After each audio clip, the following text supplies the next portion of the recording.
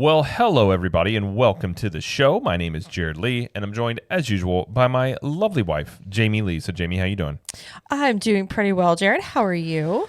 I'm doing pretty good. It's Great. a little late to the party for probably most of the country, but it seems like fall is maybe here in Florida now. It's great outside right now. Like it's kind of chilly, which I really Yeah. like. So I'm enjoying the weather as of now. I mean, when it's 70 for the high, you're like, oh, okay. This is good. But is it false fall though? Because sometimes it likes to creep up on you for just like a day or two, and then it goes back to being really hot. So, I mean, I don't know. We're at the end, almost the end of October, middle October. So it could be fall. I think it's fall. I don't see it popping up to like the mid 90s. I mean, we'll have some warm days, No. but I thoroughly enjoy this weather. I mean, basically, you live in Florida, you put up with the summers for this weather that you get for the next few months. So That's true. I'm very much looking forward to, like, it's not a fire pit or like well, it's not a bonfire, but it's like those little fire pits, the solo stoves, using that and hanging out. I'm looking forward to it. I'm going to take advantage of it as much as I can. So enjoy Yeah. the nice weather here. But at least for us, though, I mean, the rest of the country is like, what are you talking about? It's been fall for months now. Weeks at least. Yeah. Well, sometimes when we go to record this show, as it goes with Disney, a lot of times news breaks on like Thursdays. So sometimes we get in here and we're like, well, there's probably going to be something to break tomorrow. But and there hasn't been that much news given you had the hurricane going on and stuff like that. So it's been a little light. But today was a heavy day with news. So we have a lot of Yeah. things to talk about. Yeah. Now, there was some news, probably some bigger news tomorrow involving Universal, which we'll talk about on the Universal show as well. So you've got both parks having seemingly a lot of announcements coming up here. But Yeah. like we said, there were some things that Disney announced today, one of which being there's a new Lightning Lane offering that we're going to discuss because there's some very strong opinions. And I, shockingly, have some thoughts about it. Don't we all? I mean, Don't this we one I all? think everybody probably has some thoughts on. Yes. And then there's other few stories here and there about some Christmas things that are coming to the parks as well. And that really will be what we'll talk about today, because I do imagine the discussion part of the show where we talk about the Lightning Lane offering Yeah. will probably take up most of the time there. So it's just going to be news and a discussion about this. So that's what we're going to do today. But before we do that, before we get into the news, I just want to remind everybody, if you're watching us on YouTube, or if you're not and you'd like to, you can go over to YouTube at CTM Podcast and check out video versions of the show. And if you are, please like this video and subscribe to the channel.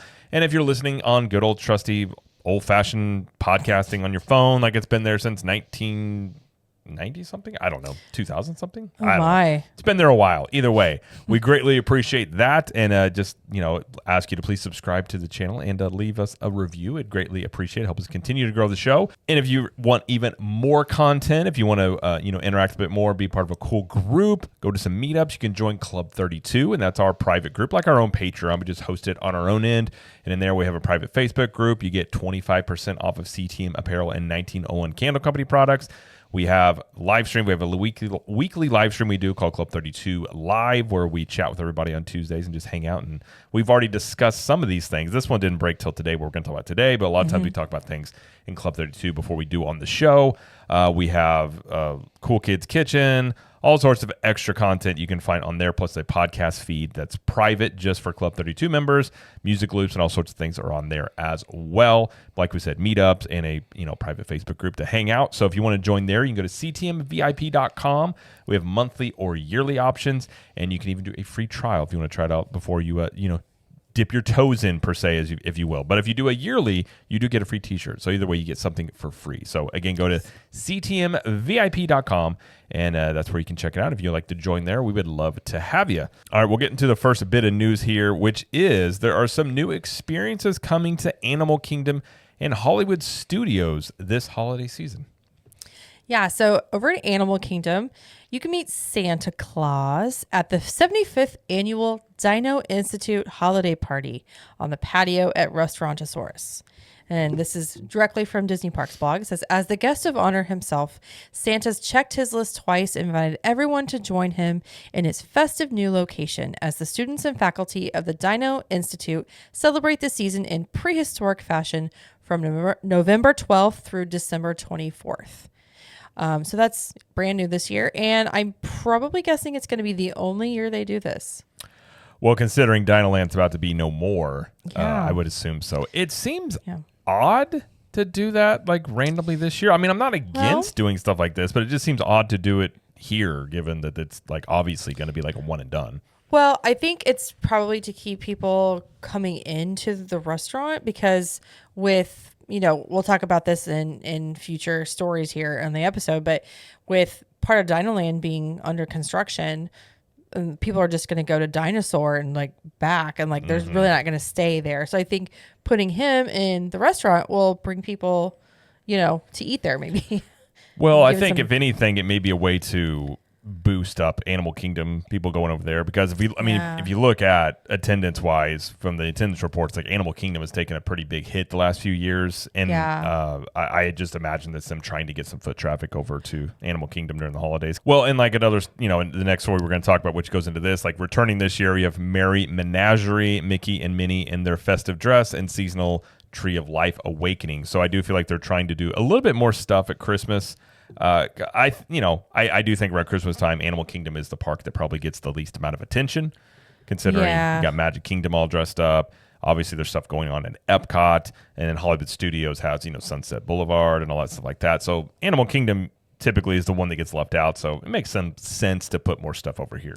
Well, last year Santa was on a flotilla, so we didn't get to like meet him. It's true. So they're just going to move him into the land. He was just on a boat as he went by. That's right. Like, Santa. And That's right. Never heard what you wanted for Christmas. Over in Hollywood Studios, we have a couple of entertainment acts that are new this year, which I'm curious about.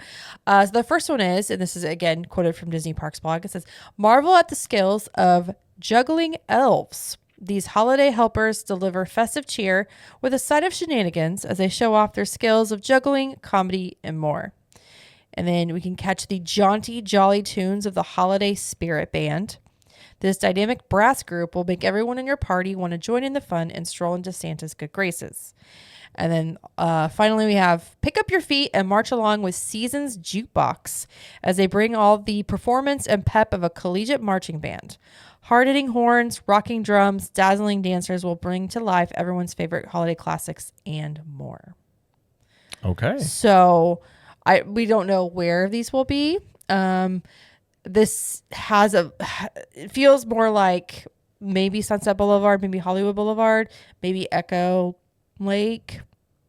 Yeah, it's hard to know exactly area. where. I mean, I would assume that I don't think they would go too deep into the park because I don't think you're going to put this in like Toy Story or Galaxy's Edge there. But I mean, this definitely fits in with everything that I had been hearing about what Disney's plan was going into 2025. And I'm guessing they're starting a little early, which is, parades and shows that they're doing, which I don't think is a bad thing. Yeah. Because I think a lot of people, we've talked about a lot of times, like, especially Hollywood Studios, missing the streetmosphere. I think it's a major element of that park that is just gone. Mm-hmm. So stuff like this, I mean, again, it's not a huge thing, but I do think it adds a festive environment to the Christmas time. So I think it's, I don't know how much a juggling elf adds Christmas spirit, but maybe it will. I don't know. I can't juggle, so I'm not going to judge it. But I think it's just like a small thing. It's just it's like a small aspect that kind of makes the park feel more alive.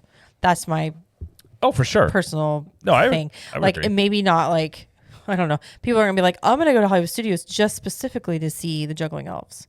Like, I don't know if that's the extent of the popularity or the like what they're trying to do. I think it's very much just like, oh, it's a crowd pleaser and it's entertaining and it's great. Agreed. I think it adds a really good element to it. So I just hope that they do more stuff like this in the parks all the time, especially because I do think that's a major aspect of something that we've talked about numerous times about some of the things that have lacked in the parks. And I do think that's one of the things where it's just lacking because it's you can understand how they could easily cut it because if they're looking at it from strictly like a spreadsheet management perspective, they would just go, well, okay, we're paying these people however much money. Let's say it's $5,000, whatever it is. It's a round number. That's not making us more money directly. So just cut it. And then you can see why they start doing these things. But again, some of these small things like this are what add to the charm of the park and what really makes something, in my opinion, a theme park. So I'm happy to see it. Obviously, I have to wait and see what it's all like, where it's going to be and things like that. But I am glad to hear that more stuff like this is coming to the parks. I think it's needed. Yeah, and returning this year, we've got the holiday overlay for the first time in forever, a Frozen sing-along. Another fabulous place to find Santa, greeting guests at its A Wonderful Shop. And Sunset Seasons Greetings is coming back, which I love. The projections on Tower of Terror is basically what that is. Yeah, it's an okay show. It's fine. Snope on Sunset. Now, I do like the Snope. I think the Snope is good. And I all this stuff has been there before. I enjoy that a lot. Now, once you've seen that once, I don't know, unless I have some new ones this year. They didn't say if it was new or not. Probably, I don't think so. It hasn't been the last few years, but I mean, it's a cool thing to set. I mean, maybe 10 minutes and then you kind of like, okay, keep going. But it's a cool thing that the projections on there and, things like that. So, yeah, I'm happy about all of this. So, well, Jamie's happy. Bring it on, holidays. Are you trying to fight Christmas? No, I'm just encouraging it to be cool. Very aggressive. Well, and then keeping with the Christmas spirit, they did announce the lineup of celebrity narrators for the Candlelight Processional over at Epcot, which is always a fan favorite. People look forward to hearing about that. So who are now, I don't think Kurt Russell's on here, but who are the narrators that are coming? Well, Gary Sinise is. He's on the list. Lieutenant Dan's a good one. Yes. So we've only got, 3 new people this year, and the rest are returning. So Josh Gad, Nico Santos, he's new. He was in Superstore. Do you remember Superstore, that show? I don't. Okay. You know what I'm talking about because I know you've seen it. Chrissy Metz, Whoopi Goldberg, Titus Burgess, Brendan Fraser, Ralph Macchio, Gary Sinise, Neil Patrick Harris, Pat Sajak, Gloria Estefan, Edward James Olmos, Sterling K. Brown, and Jodie Benson. So a lot of popular choices this year. Ralph Macchio. Yeah. Brendan Fraser is an interesting one. He was last year. I don't know why, but the name Edward James Olmos was always something I always thought was a funny name. But there's some. It wasn't Sterling K. Brown. Was he in that show that always made you cry? Yeah. This Is Us. Is that the one? Yep. Okay. So was Chrissy Metz up there. She was in there too. Who was she? She was Kate. Oh, okay. Mm-hmm. I don't know a lot of these people. Some of them That's I know. okay. I don't keep up on the happenings apparently. But Ralph Macchio, he's almost 63. He looks amazing. He looks like he's 35. He has a baby I face. Swear. We'll be there during Brendan Fraser and Ralph Macchio, so maybe we'll stop by. It would have been better if they could have We always say that every year. I mean, every year we say that. We can at least walk by it and say, hey, they're there. I think it would have been a really good idea, though, to do Ralph Macchio and Joey Lawrence, personally speaking. It's Joseph now. It's Joseph now. Joseph Lawrence? Yes, it's Joseph Lawrence. Is it in the show? That's how he goes by? No, I mean he goes by it professionally. I thought Joe. Who he played in Karate Kid then? Who's the bad guy? Billy Zabka? No, Billy Zabka is his name. Yeah. Johnny Lawrence is the character in the show. Oh, John. You said Joey. Oh, I meant Johnny. Johnny. Sorry, Yeah, Johnny. I can't keep Johnny's and Joey's straight. I was like, who are you talking about, Joe? Johnny Lawrence. Billy Zabka. Yeah, that's Got it. Billy Zabka. That's a cool name. That's his name. Since they've come out with the Karate Kid show, I kind of like Johnny Lawrence quite a bit. Okay. I think they're both good, but I haven't seen the last couple of seasons. But they are doing dining packages with this, and we don't know prices or anything, but there will be 15 different places you can choose from to book your dining package with, and those go on sale October 29th. Pretty soon. Okay. Pretty soon. So get your reservations in as soon as that opens. I mean, you got to get there early if you want to see Whoopi. She's imagining going to sell out. That's true. Besides that, they also mentioned that Joyful, a celebration of the season, will be performing 4 times a day at the Communicore Plaza stage. So the Encanto show is going on, and Joyful is gonna take over that. And then holiday storytellers are returning, which they have every year. Let's see, they weren't there in 2020. I don't know if they were in there in 2021, but they're a crowd favorite. I mean, they are a nice touch to have back there. They're kind of hard to catch sometimes, but when they're there. Oh, the guy, the one for Norway. What's his name? Shoot, we tried to see him like 3 times, and we always missed him. Papa Sergio? No. Sergio have no in idea. Norway. I don't know. I can't remember what it is. But anyway, those are really cool. So I'm excited for those. So that's what's coming back. Yes, well, that's all the Christmas happenings, at least so far. I'm sure there will be some more things that they'll announce. That we know of. That we do know of. But we do have some construction things going on as well. For sure. Like I said, apparently they waited to release all this stuff after the hurricane came through. Yeah. First one we have is the construction will officially begin on the Tropical Americas at Disney's Animal Kingdom on January 13th. So this means the last day of operation for Triceratops Spin, Fossil, Fun Games, and Chester and Hester's Dinosaur Treasures will be January 12th. Dinosaur, the Boneyard, Restaurantosaurus, Dynamite Snacks, and Trilobites will continue to operate normally until later in 2025. So yeah, they had said this was going to be in phases. So basically anything past Boneyard on that right side is gone. Yeah. Yeah. The problem. I mean, in terms of impact on the guests, I suppose being in that area, you don't have to walk through it. So I suppose it's not as much of an impact, say, as like the Epcot construction was. But we had to walk all the way. Right. So at least this way, when you get back there, you just go left in that area, and you don't have to worry about it. But yeah, it's true. Yeah, so that is starting up. So that is, if you're excited about that. Well, again, we'll have to wait and see on the construction timelines. I do have questions on how long this is all going to take, considering Disney's going to be under construction in like 3 parks at the same time. Yeah. Which I don't know. Have they ever done that? I don't know if they've ever done that much at once. So like different lands under construction. Yeah, I mean, you're going to have Animal Kingdom, you're going to have Hollywood Studios, and then you're going to have Magic Kingdom. Hollywood Studios, that one's a we haven't even gotten anything firm about that, so I don't know. I think our next story could give us an idea of, or one of our next stories, which one may talk. Well, actually, we'll just go to that one now because I think this could be an indicator of maybe where Monsters Inc. goes because of this. But so the next one is The Little Mermaid, a musical adventure that was supposed to reopen this year, has been pushed back to opening in the summer of 2025, but it is opening in the animation courtyard. Yeah, it's taking over the old show. Right. Mm-hmm. So to me, this signals everyone's been debating where Monsters Inc. is going to go. A lot of people wanted it in Animation Courtyard, and then obviously you had the people that didn't want it to go where the other proposed area supposedly is over in the Muppets area. To me, this signals that they're going to put it in the Muppets because if they're putting this show in here, I don't see construction happening with that being there. I wonder if they've just been quiet about it because they just want to prevent people like the diehard Muppet fans from trying to stop them or being vocal about it. I don't know. Yeah, I just don't want to do it. I mean, from a theme park perspective, it does make sense to put it in Animation Courtyard.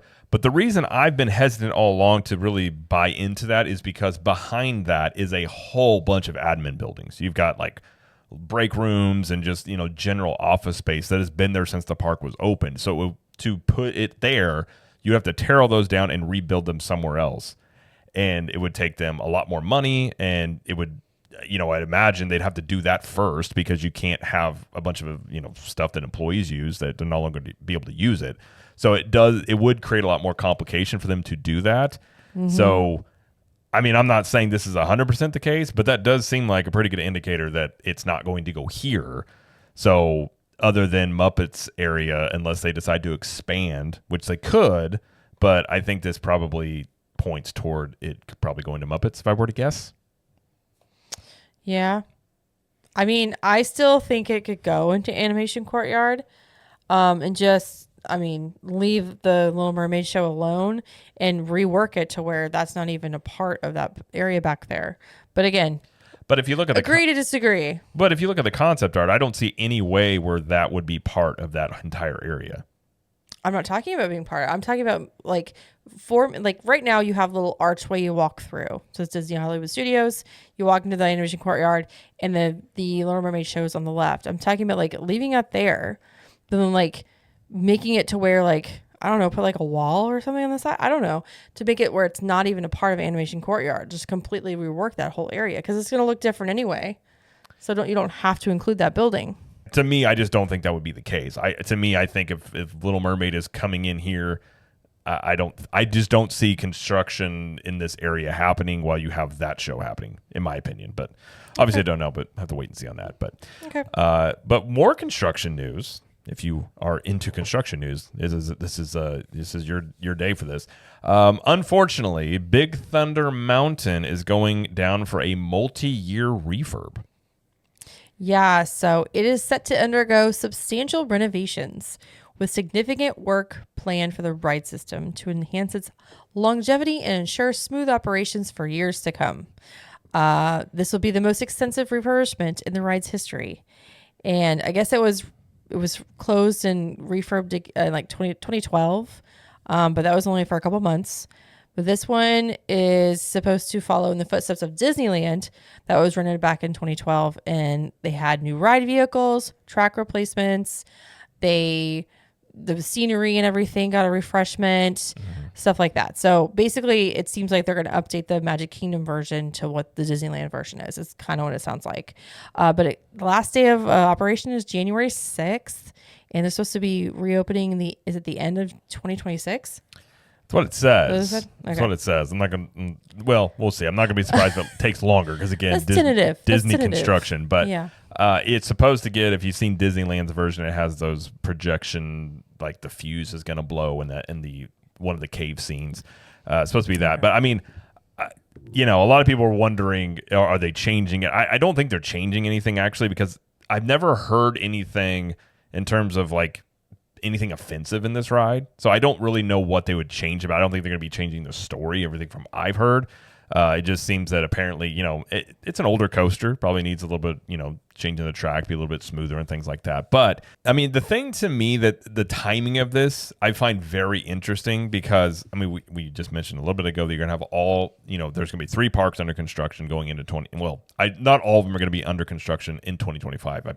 Some are at various points. We don't really know about Magic Kingdom yet because those permits haven't been approved, but seemingly you would have Monsters Inc. starting up sometime soon if they're wanting to hit their 2027, timeline for that. To me, this is them kind of signaling that they're really not going to really try and do too much in terms of, I guess you would call competing with Epic Universe opening, because this going down, Big Thunder Mountain has a big, it eats up a lot of people in terms of like the crowds and things like that. So you're going to have 3 different parks have construction. You got Big Thunder Mountain down. It signals to me, I think Disney's just saying in the short term here, we're not going to really, like, there's nothing we can really show flashy in terms of, like, we're not going to even try to compete with a brand new theme park opening. So we're just going to build our stuff. And hopefully by the time it opens, it's enough to draw people back over and things like that. So to me, that kind of seems like it's signaling a little bit. And now they did say they're going to have shows and parades in 2025, but I do think that's more for the Disney crowd. I don't think that's really going to sway anybody that's, not to go to Epic Universe, but to go over to Disney World. But it could get people to, add a day on here or there to go check out some new show and things like that. So I kind of think that's their plan here. But I just thought the timing of it was interesting because basically Frontierland's going to be, I mean, you got Tiana's right there, and that's kind of it in terms of a ride. Right. That area is going to be like, what's going on over here? Yeah. Just Tiana's? Okay. Yeah, I mean, basically, and then, which construction at that level in Magic Kingdom will be interesting to see because it's been a while since we've seen anything like that. So, I mean, I love Big Thunder. It's my favorite roller coaster. So I hopefully, it's a much better ride when it's done. But being a multi-year refurb, I was surprised to hear it be that long, which does mean it's rather extensive. Yeah. And, I'm going to assume lots of the track, if not all the track is replaced maybe, stuff like that. Track replacements is kind of what they alluded to. So I guess, yeah. Maybe not the whole thing, but like parts of it that need it. I mean, I guess there could be damaged parts, but I mean, some coasters, I mean, the Hulk did this over at Universal Studios. They replaced that entire track. And apparently it's just as rough as it was before from what I've heard. But this is something that sometimes they do on older rides. So maybe that's something that, for the longevity of it. But either way, Magic Kingdom's going to look a little different for the next few years for sure there. For sure. But if you want to ride Big Thunder, yeah, you've got till January 6th, and then that is going to go down for a while. So yeah. And before we finish with the news, just going to mention that you can now book the Island Tower at Polynesian with points. And what actually some of our friends at Club 32 actually booked the opening night.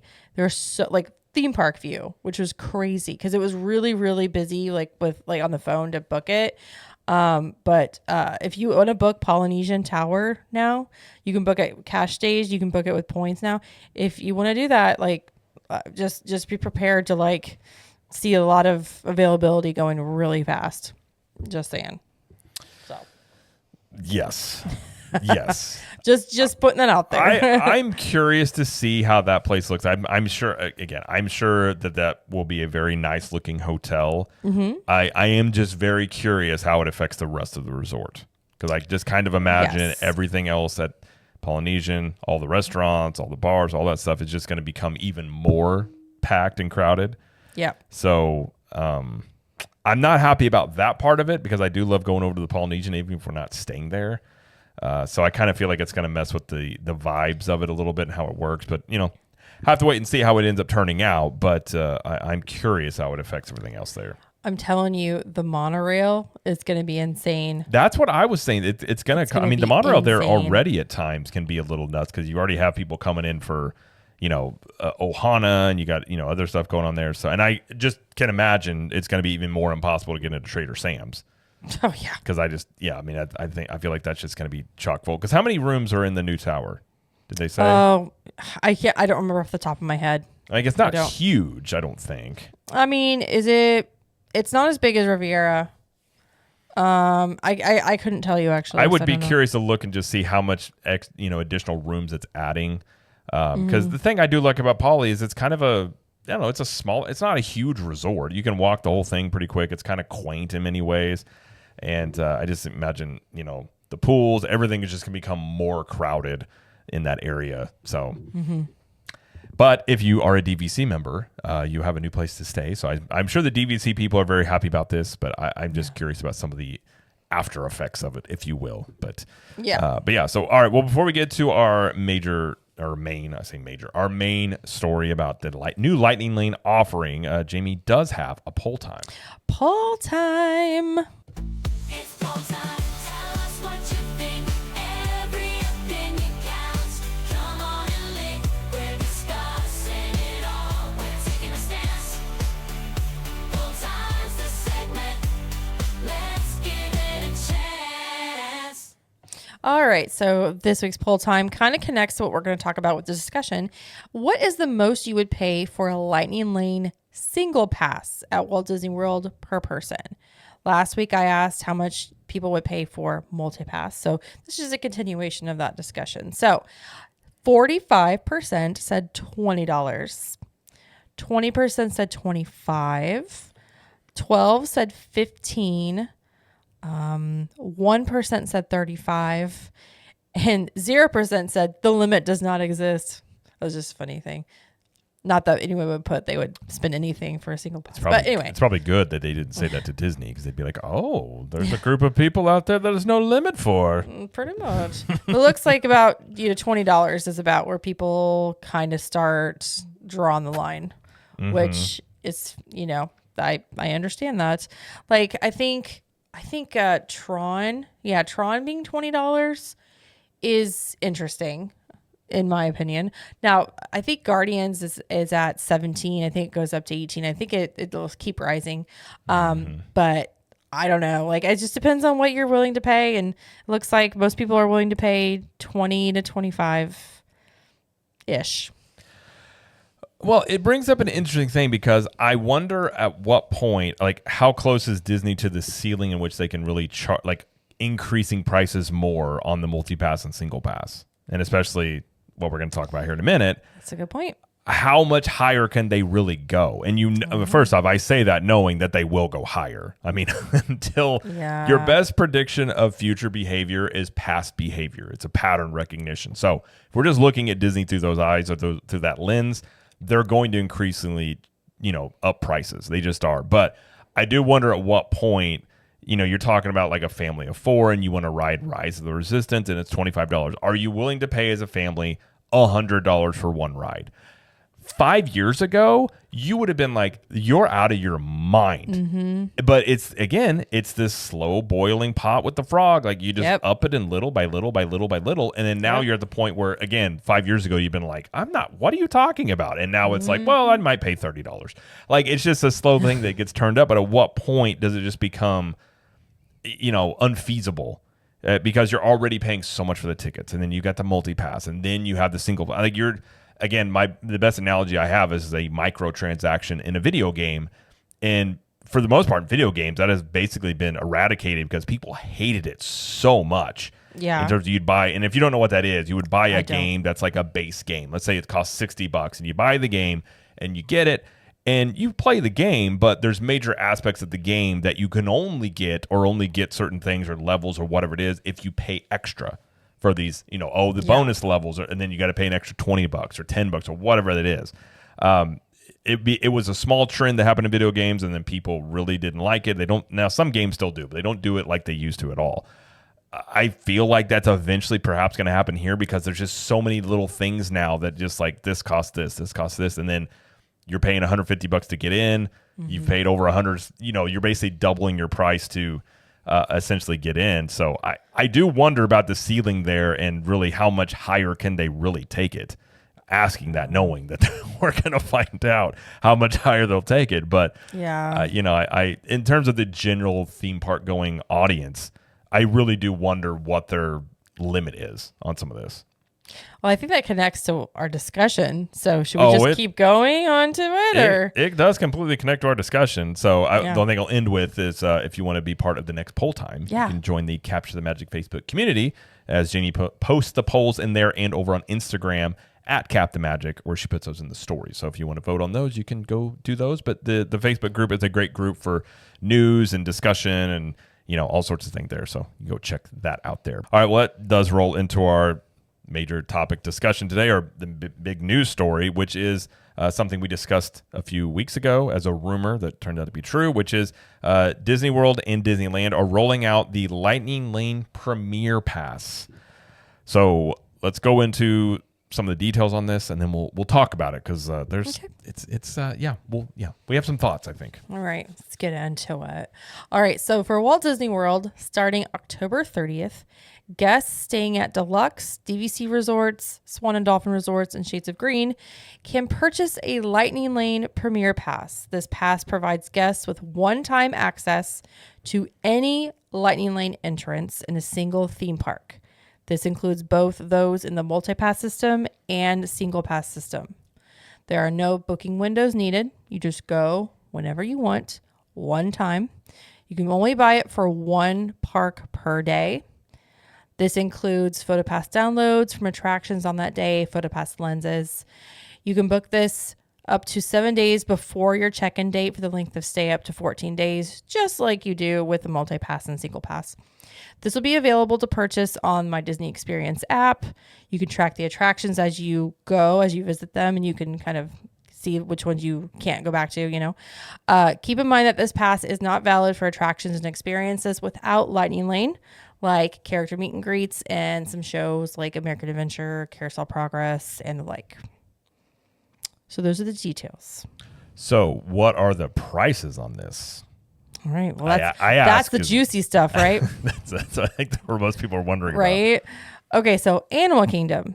Animal Kingdom ranges in price from $129 to $199 plus tax per person. Epcot ranges $169 to $249 plus tax per person. Hollywood Studios is $269 to $349 plus tax per person.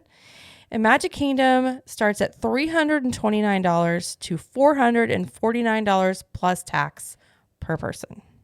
All right, who did this? I'm not mad. I just want to know who did it so I can punish them. These are the parameters that they're doing at launch. This could always change, but this is what we know. Mm-hmm. Okay.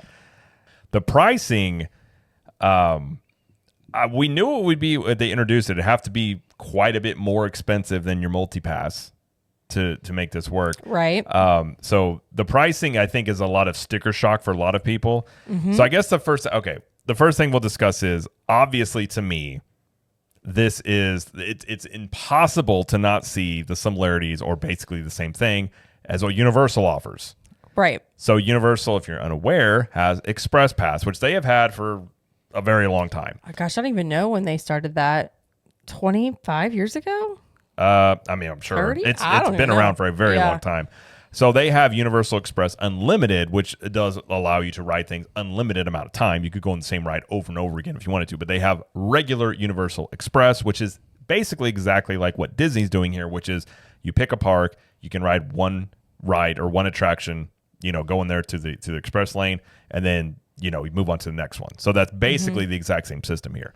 Now, the pricing of this, people always complain about Universal's being expensive. Now, theirs runs anywhere from $89.99 per day up to $289.99 per day. It is cheaper if you buy it ahead of time. So Disney's is And even that's one ride per day. One time. that's ride? that's the one time one. Okay, That's not okay. the unlimited one. Okay.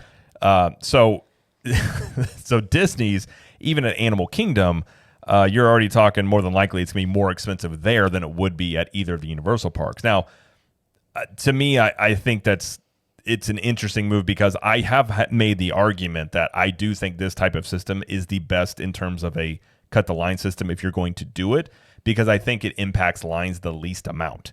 Because there's not a lot of, obviously it's more expensive, so there's not as many of these out there. And, you don't have these massive amount of lines for Express Lane because those get priority. So it makes standby a little bit better.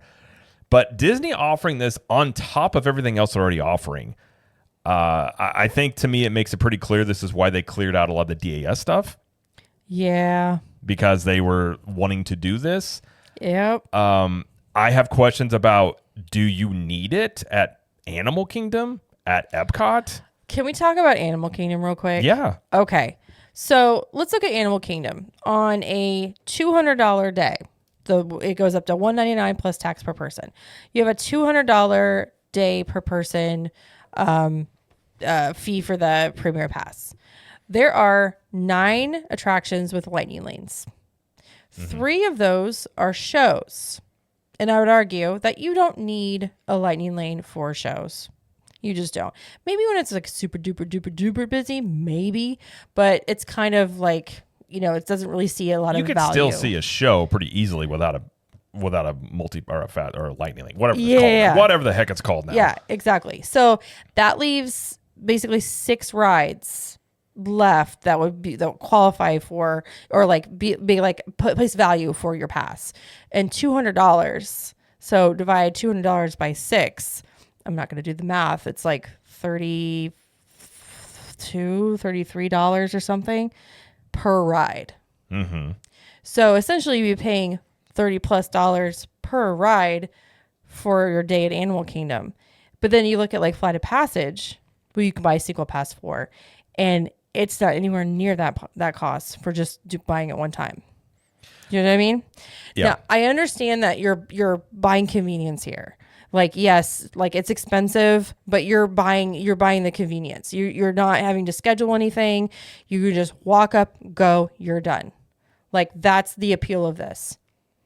So I get that. Well, but that's just wanting to put that in perspective. yeah. I mean, I feel like this obviously is Disney yet again tapping into the highest ceiling that they can figure out of like the group willing to pay these prices to do this stuff. And there are people that will. I mean, you do have people that go to Disney that, in my opinion, is people who show up, they just go, I don't know, just give me that and we'll just go do it. And listen, I know some people are going to be upset that it even exists. Like, it doesn't bother me that it exists in terms of... Doesn't bother me either. Well, it doesn't bother me in the fact of like, I understand there's things in the world that when you have more money, like you can get more things. Like, I understand that.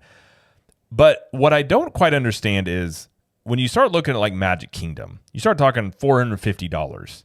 And let's say you got a family of 4. I mean, obviously that's a ton of money on top of the tickets you already paid. But if you're already going after this group of people that have all this money, would they not just then do a VIP tour? Because you're talking about like you can't park hop with this, which I figured there would be park Right. hopping with this. Right. So the fact that you can't park hop, I mean, to me, I don't know who's going to get it for Animal Kingdom. I don't think you need it for Epcot either, because you can still get single passes for the rides that are really in demand, and you can still get most of the things done there by just doing Multi-pass. and with a single pass.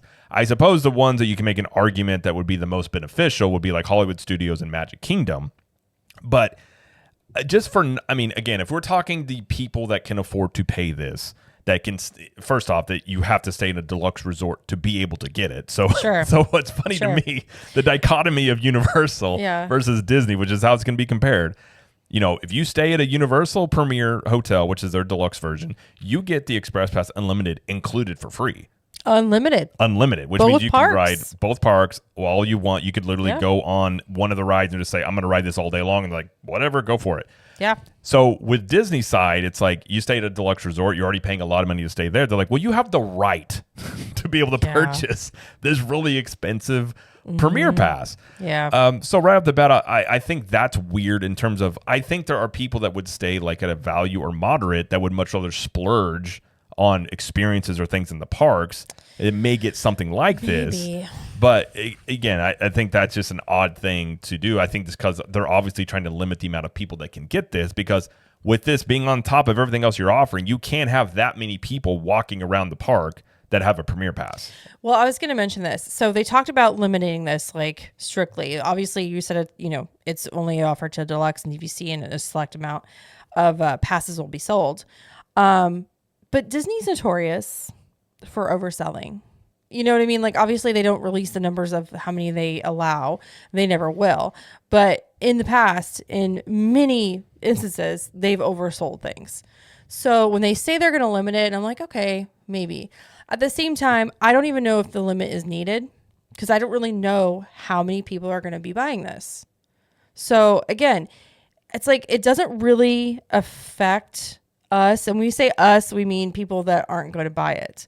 Because I mean, I don't know. I'm not going to speak for you. I have no interest in buying a Premier Pass. We've never even bought a Universal Express Pass. Well, we also have it with our APs a little bit. We have after 4 o'clock. and that's also a Yeah. thing. And if I was going to get it Yeah. at Universal, I would stay at their hotels, because you get it day you check in, day you check out. true. Like it's Yeah.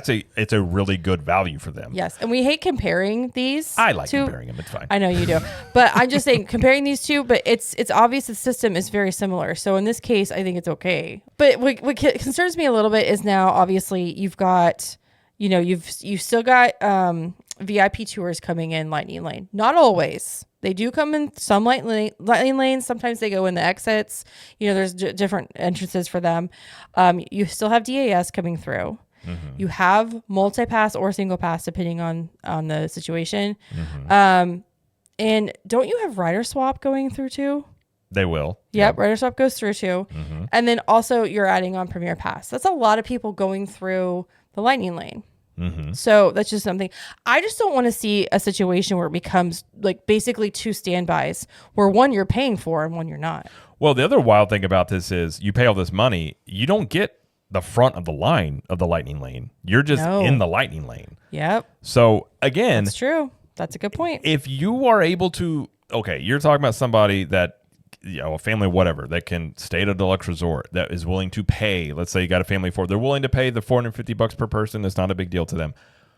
I would argue that those same people, it would make way more sense to just do a VIP tour, because then you can park hop, then you can get front of the line access, you get food, you get a guide. To me, you're getting way more Transportation yeah, and like between- you could yeah. pool enough people together and do it to make it make sense. I feel like that would make much more sense to going after this upper echelon group of people. I don't know where. But again, why not though? Why not go after them? Well, You know I what I mean, mean? I agreed, but I do think I've wondered. I theorize this is a lot to do with. We've already heard Disney talk about financially the fiscal side of things in the last earnings report, that they were looking at less demand going into 2025. They said they were looking at mid-single-digit decline in profits and revenue. So they're kind of bracing investors. We've already seen investors as well downgrade the Disney stock because they see the weakness in the parks and talking about competition. To me, this is them perhaps trying to bolster that bottom line a little bit, because the last thing they really want to show is a significant drop in revenue, because so far they haven't recovered the attendance they've had since 2019. What they have been able to do is charge more people that come through the gates more money to make, you know, they've almost made $1 billion since they introduced Genie Plus. So they have made money off of this, but whatever money Disney will make from this, and I'm sure some people will buy it, I do feel like it does more damage to them from a PR perspective because it's already the narrative out there. A lot of publications have talked about it too, where you've got the price hikes. Have they priced out people? Have they priced out the middle class? Like all these people already talking about how expensive Disney is. And then you just throw this on top of it. And yeah, it's the amount of people that can get this is not many, but it's also just this other thing that feeds into that narrative. And I just think from a PR perspective, it's just not a great look for Disney right now. I do feel like it's just a money grab. I feel like they're just sitting there doing this. I don't know. I have a lot of questions how it's going to impact things. The pricing is wild to me. I mean, we knew it'd be expensive, but you're talking almost $500. I mean, that is some wild pricing for a single day. And if people want to pay it, whatever. I'm not going to tell people that whatever they want to do with their money, they can do with their money. But I have a lot more questions than I do anything else in terms of this being the system on top of an existing system. And it's also confusing more. Now you've got 3 different lightning lane options for people, and you're just like, what is what? But also it's like, oh, here, spend all this money, Deluxe. And here also, we're going to let you. I know, that's right. We're going to let you buy more. I'm telling you, if this whole rollout doesn't go as well as they want, meaning not a lot of people buy it, they will roll it out to moderate in value. I'm telling you. Well, technically, they want to sell these things. Technically, it's under testing phase right now. Right. Now, I don't know if you guys remember this, but they did at one point, I think it was back in 2018, they put cabanas in Tomorrowland. Yeah, I think we talked about this and a couple weeks ago. sold them as a premium experience. Yeah. And when people were like, this is weird, it makes no sense, they scrapped it and they acted like it never happened. I'm not saying that's going to happen with this, but if that did happen, I'm not going to be shocked if this gets sort of introduced as a test run and then they just go, okay, it's no longer here because nobody was buying it or it caused too many issues. Part of me wonders if this is C-suite just trying to squeeze more money and this really hasn't been consulted with cast members on the ground of how you're going to deal with this problem. I could see that being a scenario, but Maybe. It's just, I feel like you need to choose a system. Either have your fast pass system or have this type of system, which is much like Universal's. I think this is too much. If it's not too much, it's very complicated. Well, and that's the thing. Disney's already a complicated vacation. Yeah. Then you're throwing this on top of it, and you're basically paying for the convenience of not having to be on your phone. This this is a passive convenience. Yeah. That's what you want to boil it down to.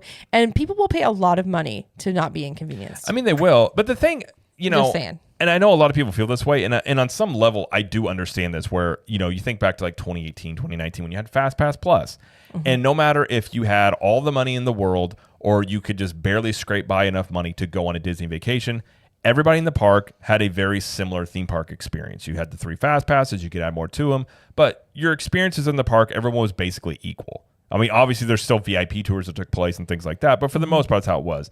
And now you have this, into the theme parks, you have this haves and have-nots happening. And I do think that rubs a lot of people the wrong way in terms of you're already paying a lot of money to go on a vacation.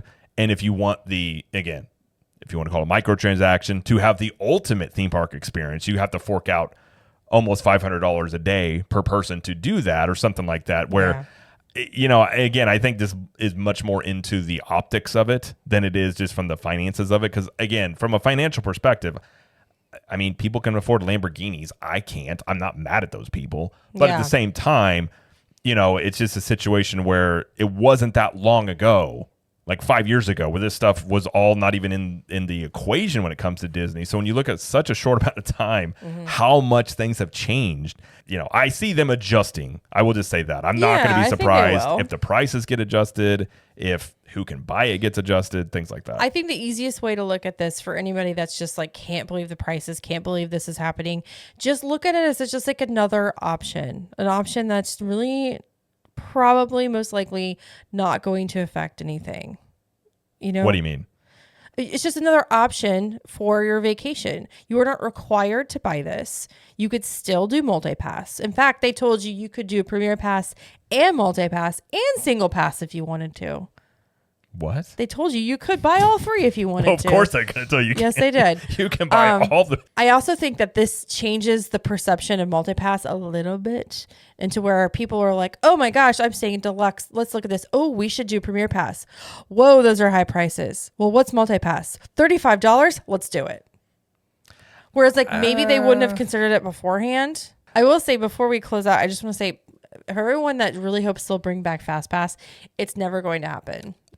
Our days of getting FastPass like it was is over. It's not happening. I will push back. Likely you're correct. I think the only way we see fast passes ever come back that are free, I'll put it this way, and this is I guess I'll end on this.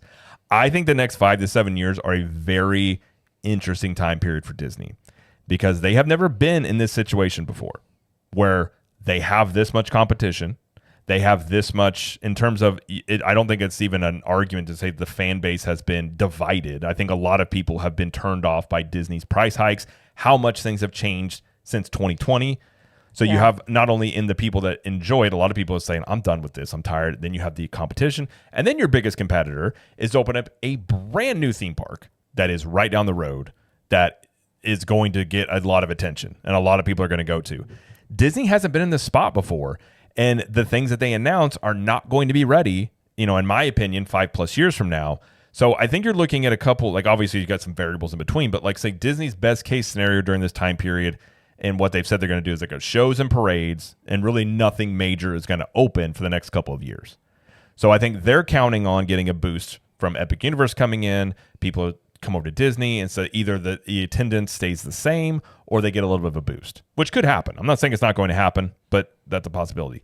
The other possibility is not a great one for Disney, which is the attendance doesn't take a boost. They take a hit, and then a lot of people are going over to the competitor. What do they do? Now, the only thing they really could do would be discounts, which I'm sure they're already going to do, and then bringing things back that people want. Because let's say at the same time that your attendance falls off, your Lightning Lane sales and all those things fall down. That's going to reflect badly on the stock. Now, I'm not saying all these things are going to happen. I'm saying this is a scenario that is possible.